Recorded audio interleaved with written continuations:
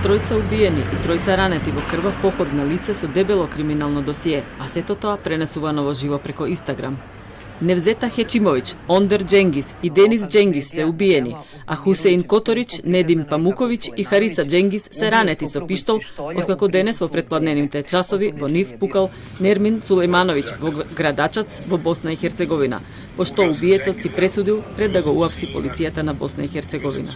Крвавиот пир на Сулејмановиќ почнал најпрво рано утринава кога тој брутално ја претепал сопругата, а потоа со истреди од пиштол и пукал во глава. Ова го направил додека нивната ќерка лежала во локва крв и сето тоа го снимил на Инстаграм.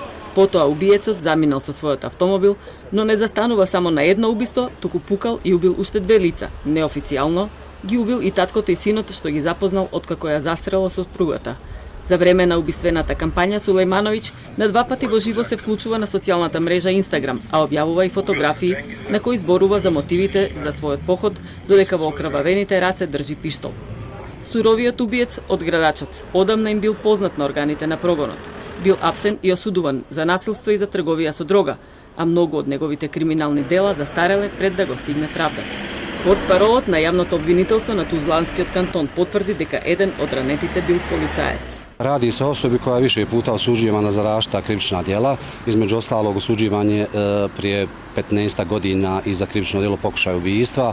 Ima nekoliko presuda za nasilnička ponašanja, ugrožavanje sigurnosti.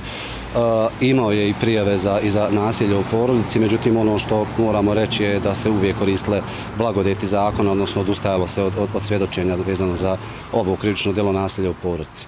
Сулејмановиќ истовремено непречено имали кариера на јавна личност како бодибилдинг и фитнес тренер, појавувајќи се во медиумите и на социјалните мрежи. Минатото лето го освоил првото место на меѓународен бодибилдинг натпревар во Прага.